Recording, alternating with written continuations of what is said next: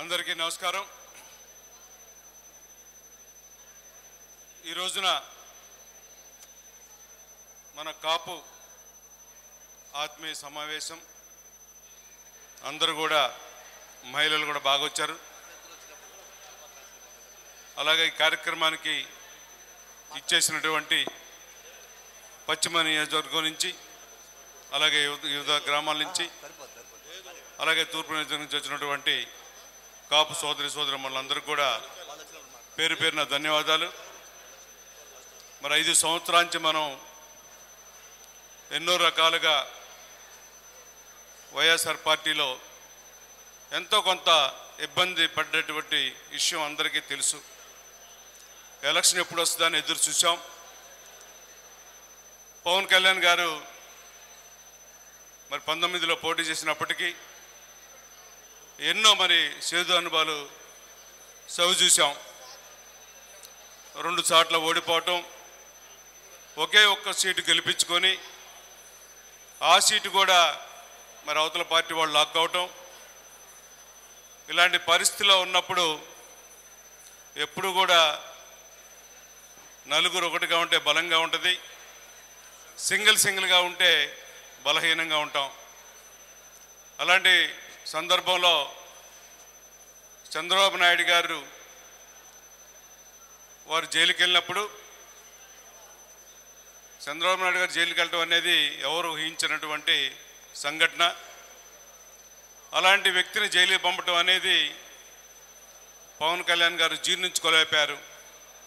ఒక మంచి పరిపాలనా అధ్యక్షుడు మరి ఎటువంటి తప్పు చేయనటువంటి వ్యక్తిని జైల్లో పెట్టడం అనేది చాలా బాధాకరమని ఆలోచించి ఆ రోజున రాజమండ్రి వెళ్ళటం, జైల్లో వారిని పరామర్శించి వారి మంచి చెడు తెలుసుకొని మరి బయటకు వచ్చి మనం ఒక రకంగా చెప్పుకోవాలంటే జగన్మోహన్ రెడ్డి వైఎస్ఆర్ పార్టీ దెబ్బకి తెలుగుదేశం ఒక రకంగా చెప్పాలంటే ఎక్కడో సతికిల పడి ఉంది.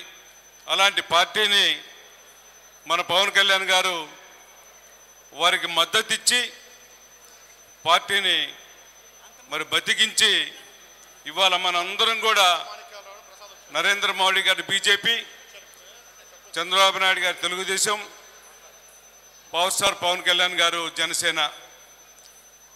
చంద్రబాబు నాయుడు గారికి కూడా తెలుసు, జనసేన వీర మహిళలు, జనసేన నాయకులు, జనసేన కార్యకర్తలు, జన సైనికులు అందరూ కూడా రేపు పొద్దున ఎలక్షన్ చేయాలంటే బూతుల దగ్గర కానివ్వండి, మరి ఈ ఎలక్షన్ క్యాంపెయినింగ్లు కానివ్వండి, ఇవాళ మనం అందరూ చూస్తూనే ఉన్నాం.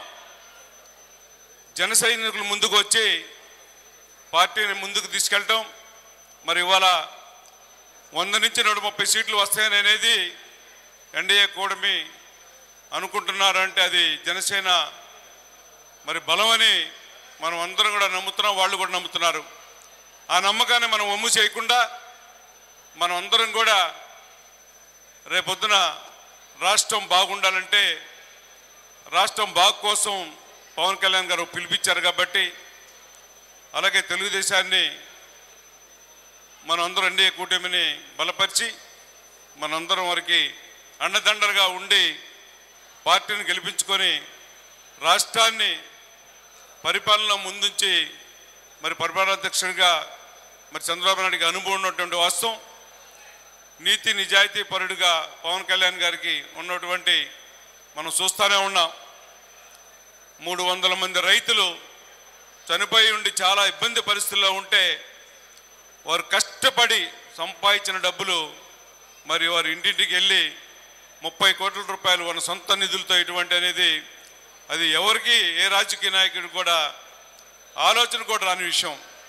అలాంటి ఆలోచనని రైతుల దగ్గర పెట్టి మరి వారికి ఎన్నిదన్నుగా ఉన్నటువంటి పవన్ కళ్యాణ్ గారికి అభినందన తెలుపుకుంటూ మనం అందరం కూడా మరి పెమ్మసాని చంద్రశేఖర్ గారు ఒక మంచి అభ్యర్థి మన గుంటూరు పార్లమెంటుగా రావటం, వారి 7 నియోజకవర్గాల్లో కూడా మంచి అభ్యర్థులు ఉండటం, అలాగే మనకి వెస్ట్ మనకి మాధవి గారు, గల్లా మాధవి గారు నాకు తెలిసినటువంటి అమ్మాయి వాళ్ళ ఫ్యామిలీతో రిలేషన్ ఉంది. 20 సంవత్సరాల నుంచి మంచి ఫ్యామిలీ.